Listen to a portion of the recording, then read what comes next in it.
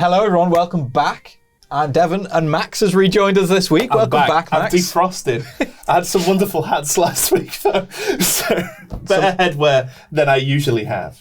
So I'm surprised you aren't wearing the Viking hat today. Do you know what? I didn't want to overdress. Well, we have dressed a little bit snappy today because the bosses are on the show with us. Yeah, we're being watched carefully. So we're making a good impression. Yeah. Please welcome our festival director, Lydia, and our festival coordinator, Martin. Welcome to the show, guys. Woo! Thank you for having us. Thank you for being here. Thank you, guys. We've now got a bit of a tradition on the show. I know question. we don't give questions to the guests before they come on, but there is one question we ask everyone. What are your 4 favourites? I'm going to let you answer this first because your selections are going to be much more academically worthy than mine are. I don't know about academic worthiness, but I'm kind of steady in my choices in those. Okay. Well, they're not in particular order, the 4 ones, but In the Mood for Love by Wong Kar-wai. Okay. I love this film. Wings of Desire by Wim Wenders, another film I love. A Greek film called Stella from 1955 I've heard that one. by Michael Kakoyannis. Brilliant, with Melina Mercouri. And Thelma and Louise. Oh, very by nice. Ridley Scott. Wow. These are all films that I just love, basically. You know, it's and in the first time I saw them, they really left a big impression on me, and that's why they're kind of steady, because it's the effect they left on me, and which has lasted. Yeah. Some of them I haven't seen that recently again, although some of them have refreshed my memory. But you know, that kind of special place stays. Indeed. And that's the second time we've had In the Mood for Love. Yeah. So it's doing. Wow. Yeah. It's a very popular choice, that one. Yeah. Yeah. Martin, it's your turn. Yeah, well, this is where I lower the tone. And you probably, there's not much in terms of variation going on with mine with respect to genre, and in no particular order, George Romero's Dawn of the Dead. Nice. I didn't struggle with the first 3. It was the last one that I really struggled with. Then there is a Japanese film by a director called Kiyoshi Kurosawa called Pulse, which, again, one of those films that I always return to and really did leave an impact on me. Third, it would probably be The Beyond by Lucio Fulci. Interesting. And then finally, the 4th one was the most difficult one, and I'd probably have to go for something by John Carpenter, so I'm going to pick something at random. Escape from New York. Oh, Okay. not the thing. Why not? Anyway, it's difficult to choose, but yeah, I'm going to go for Escape from New York today. But if Nice. you ask me tomorrow, it will be different. See, Oh, lovely. I love your answers there, Martin, because you've done what every famous person ever does when they go on the Letterboxd 4 favourites, and you're like, oh, I really don't know. I'm just going to go so mainstream, and then you go for things I've never heard of before. This Japanese director. I was fully expecting Back to the Future 1, 2, 3, and Jaws. No. They all have something in common. Oh yeah, there's definitely a thread there. There is a thread. Seriously. Yeah, That's what we like. yeah. Because obviously you guys are lecturers here at the university, so what backgrounds do you guys have? Why did you come into a film festival? What expertise do you lend to that? That's a good question. I started this because about 10, 15 years ago, I had started going to festivals as press. In fact, it all started when the Greek crisis was on. I don't know if you remember that. You know, that was before you were born, kind of thing.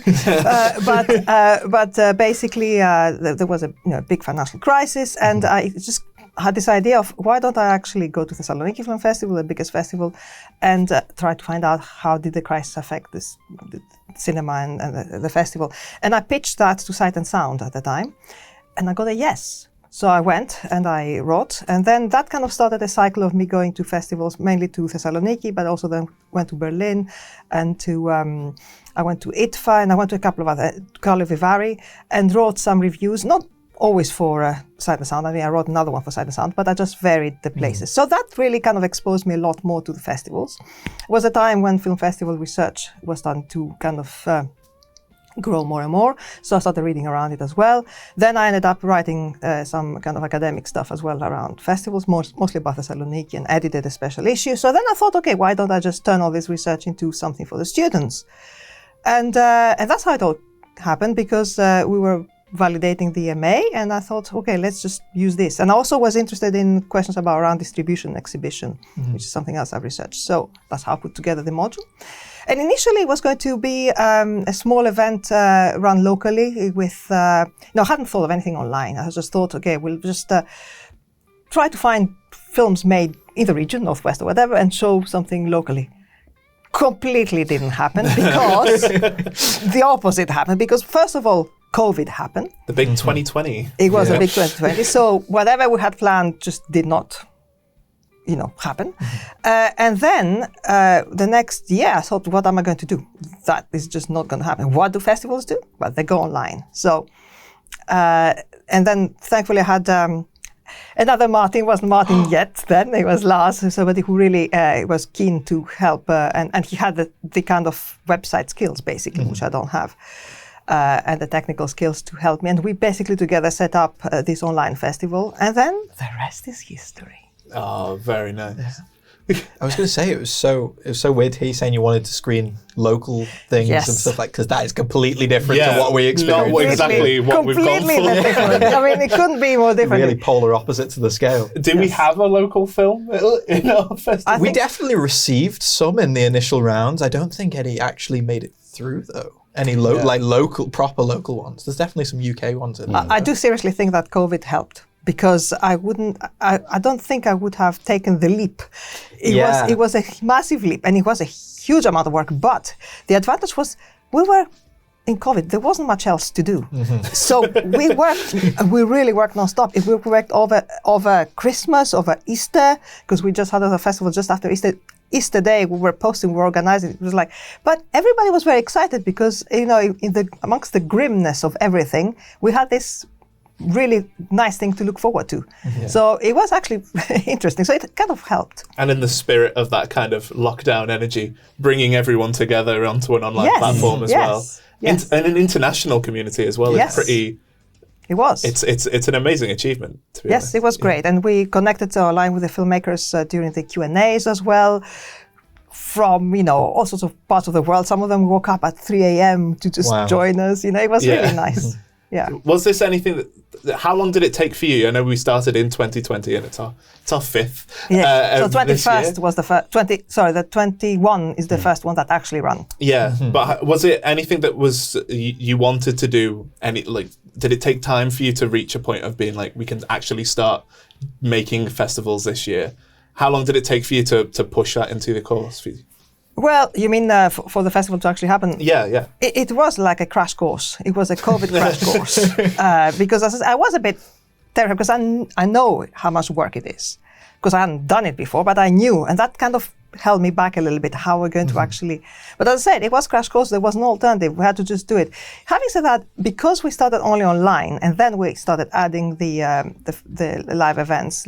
We started 3 years ago initially only with an awards event. And last year we did for the first time all screenings and award.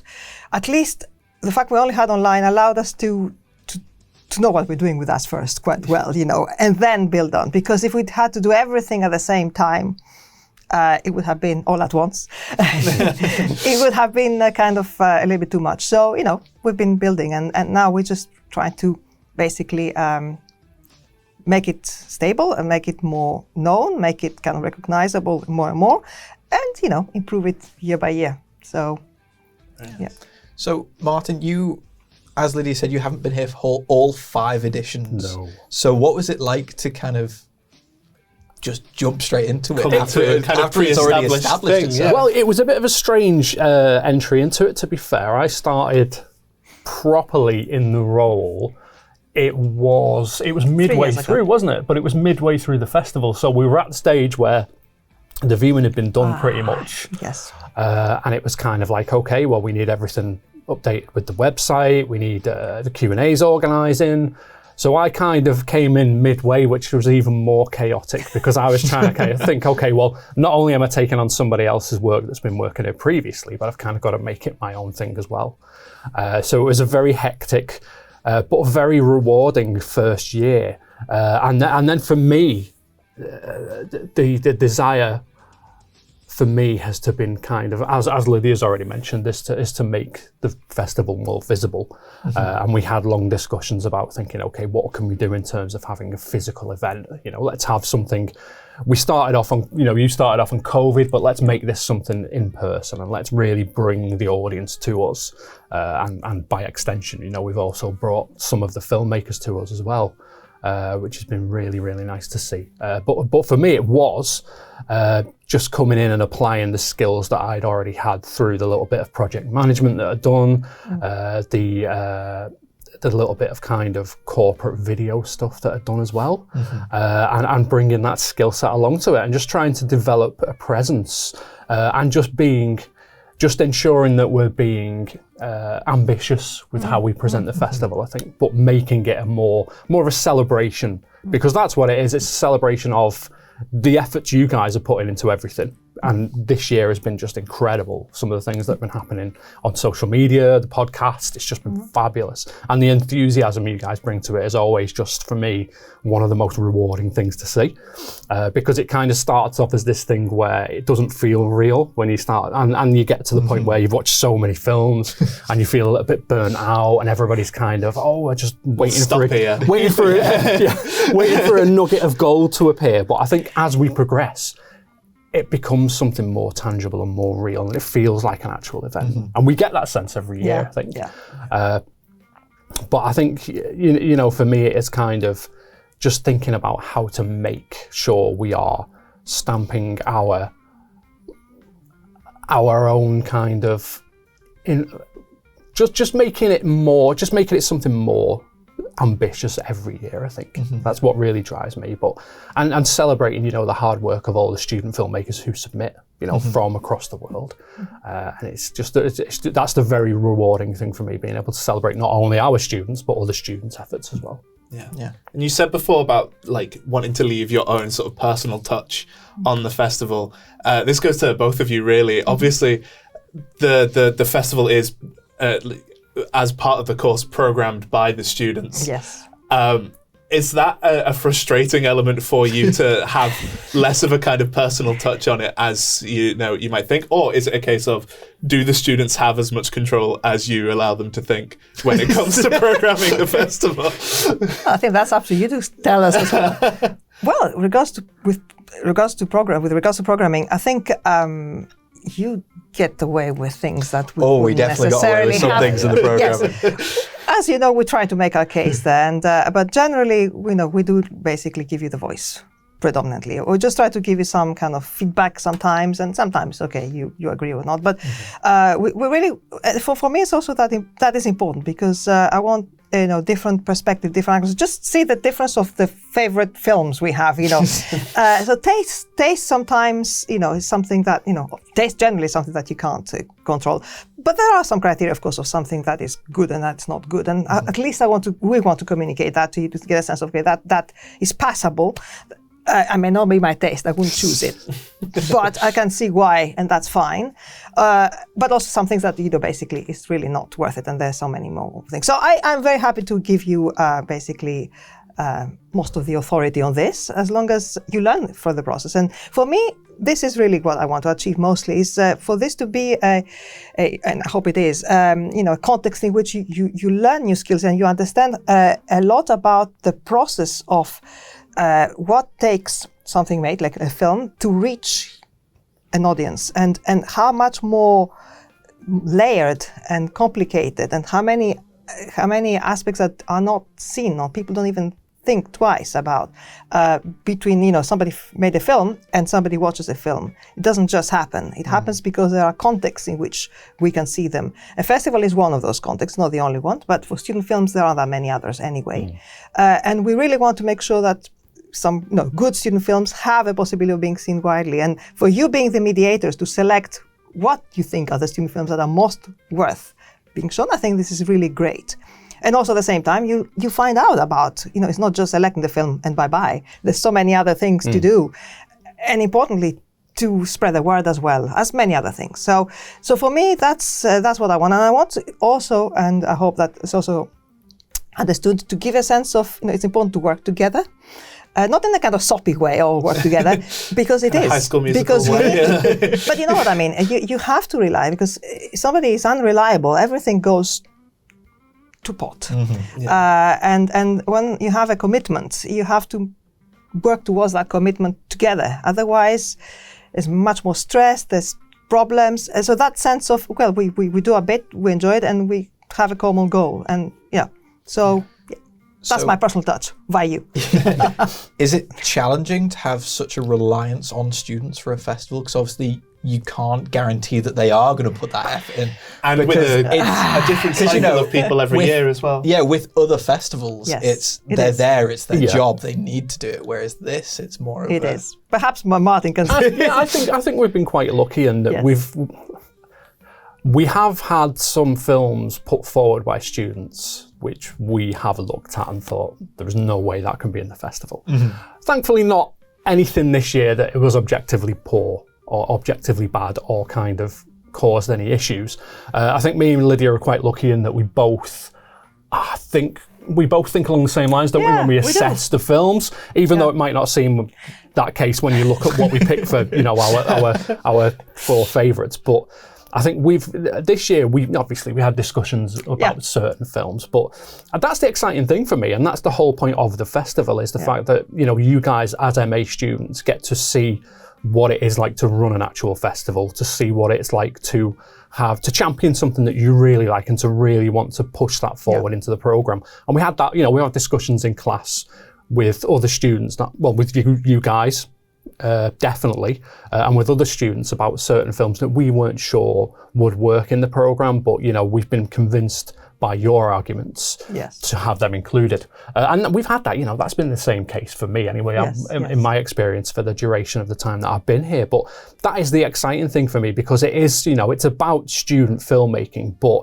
it's about also you guys as students creating the festival. And to take that away from you and to try and impose our kind of rationale on things into too much would kind of negate that, I think, and it wouldn't necessarily make it yours, because you're putting the effort into things, doing the additional stuff like this, the social media campaigns, fronting the Q&As, hosting the events. So to take that away from you would just feel a bit unfair, I think. So it is about finding that common ground in terms of taste and working together as groups, like you said, and kind of seeing what works for the program. So again, that's one of the exciting things for me about the process. But I want to just add that you're right. It can be difficult to train a new lot every year because, and clearly, I mean, which is kind of expected. Some students are more enthusiastic and do more work than others, which is normal. As long as we have enough for everybody to chip in something, and some more interested and more committed to kind of lead it, that works. But that's also the interesting thing. It is a bit stressy at the start because we don't quite know how it's going to play out. We don't know. As you say, we haven't hired you guys for your specific skills to do with that. You just basically signed up to do an MA. We have the qualifications to do the MA, but that's about it. We don't know whether everything else. So yes, it is a bit uncertain, but it's interesting. It keeps us on our toes. Yeah. And I can imagine that it can come up to the 11th hour as well, because I think for us, it's taken some time to figure out what we personally want from the festival as well, and also how to make a festival ourselves as well. We come into this with this idea of festivals being, Cannes and Venice and all this stuff, and having Chris Pratt potentially spitting on Harry Styles, but it's like it's difficult sometimes to think of the scale and comprehend it from a student perspective, because you come into this thing and you're like, absolutely no way are we going to be able to make a festival of that kind of thing, and then you come in, you watch all the films coming in from God knows where, and you can really begin to see the potential. But I can imagine from your guys' perspective, is how frustrating is that to kind of just watch students kind of grasp the concept? It requires patience, and it requires us to resist. I mean, the first stages are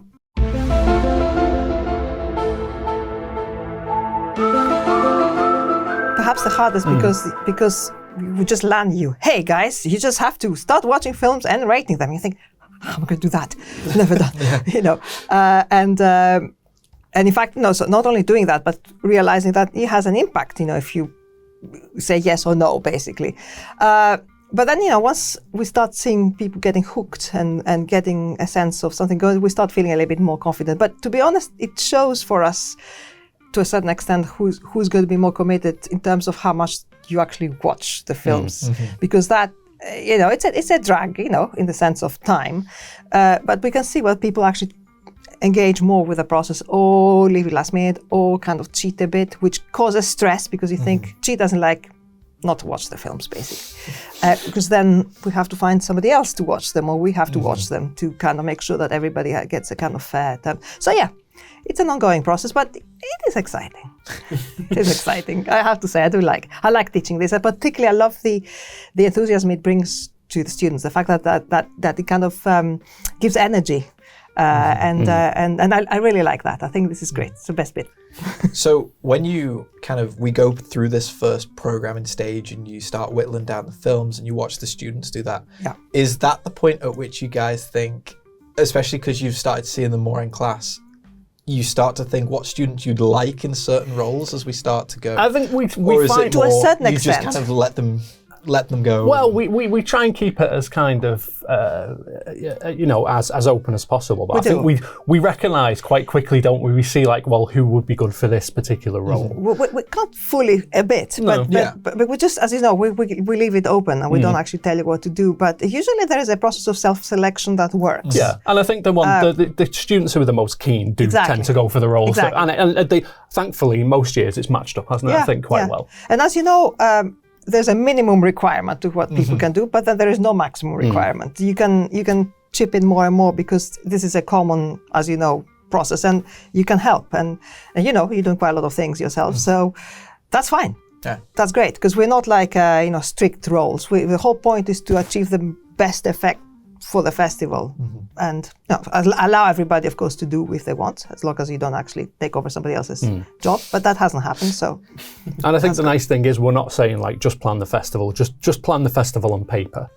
So you guys are getting to push yourselves in terms of kind of a different skill set, or using skills that you already have in a slightly different way than you would look at a traditional kind of academic assessment or piece of work. So we're not asking you to plan the festival, we're asking you to actually run the festival as well. So it's testing a completely different set of skills, I think, and it's helpful as well, helping with transferable skills and things that you can effectively take out of the experience you've had here and apply to something else. Whereas, we're not saying, write us 10,000 words on festivals. We're saying actually run a festival, which I think is hopefully a really rewarding experience. It's quite a unique one as well. Yeah. I think that's one thing about this course, is not something I saw with any other kind of masters. I don't think it exists. I don't think it does. Because one of the things that works really well, is that because the MA overall is what we call hybrid, in the sense that you can I think you already explained that in one of the episodes, but basically you can either do it predominantly as an academic course, engaging with film theory, film history, like the kind of more theoretical side, or you can actually do it as research by practice, or basically make films or make audiovisual products and then reflect on them.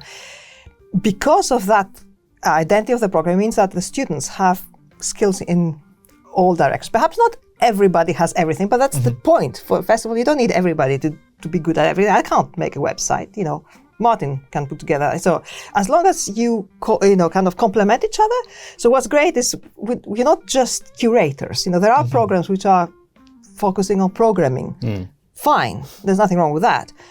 But the programming on its own doesn't make the festival. The programming is a part of the festival. Was here, you do the trailers, you run the social media, you contact, you do this. So the kind of hosting, you do all other skills which are, much more, hands-on, and they require, some of them more than others, technical skills. So this is good. The profile of the program helps me support this this kind of format of the module, which is the festival. So it's good. Yeah. Do you guys find it difficult? Because obviously we were talking about this, I think it was a couple of weeks ago now, because obviously having the students run the festival, it's like having a revolving door of staff. Is that something you guys find difficult, having to start completely fresh every single year? Or does it help? I think with practice, it's not necessarily difficult, but obviously it depends what we get in terms of kind of how many students we end up with. Yeah. The nice thing is though, because we get such a diverse range of students, everybody brings something to the table, which is really good. So it's not necessarily like starting from scratch every year, because we get people who come with, bits of experience in terms of kind of social media campaigns, in terms of design, in terms of all kind of different facets that are useful to the festival. So it's not like starting from scratch necessarily, but it's more the kind of programming stages where we have to kind of discuss how to approach watching the film and kind of. But that again, by the time we get to the stage of, you're picking your second or third lot of choices, I think you guys are picking that up as well, and you're understanding, okay, well, I have a benchmark to assess these against now, or to kind of judge these against. Whereas when you start off kind of with that initial group of films, it is a bit kind of like, well, what do we do here? We watch them, do we just like them in terms of personal taste, and we don't think any broader than that. So it's not necessarily like starting from scratch. I think it's just understanding that everybody comes already armed with their own experience and their own kind of skill set, and it's just shaping that, isn't it? But we don't quite know what skill sets they're going to bring. For instance, this year we've been fairly lucky, had somebody who was very good with a poster. So what I'm saying is we don't quite. And one of the things that is interesting is to see what skills come every year. So some for instance, is design part of it? Sometimes people have it, sometimes people don't. In which case, we have to have a backup plan to support it if it doesn't exist. But thankfully, as I said before, because of the profile of the students, we expect that somebody will have at least something there to back to basically cover it. Yeah. And then, coming on from that, having a revolving door of students. Obviously, you two are here consistently. We hope. Do you have we hope. do you have your own personal ambitions for what you want the festival to be one day? Obviously, having a festival, you want it to keep getting bigger every year. Yes. I'd like to see that we've got more films again this year than we did last year, and things are increasing over time and everything. But obviously, that is all dependent on engagement and everything, and how people approach it. Yes. But do you two, as directors of this, do you have your own personal ambitions for where you would want to see this one day?